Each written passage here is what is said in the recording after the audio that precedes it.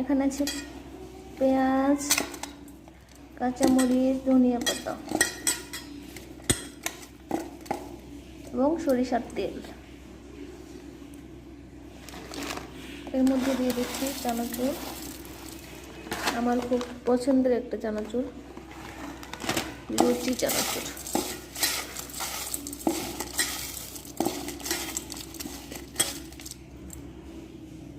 তারপর দিয়ে দিচ্ছি ছোলা ভুনা এবং শসা কুচি।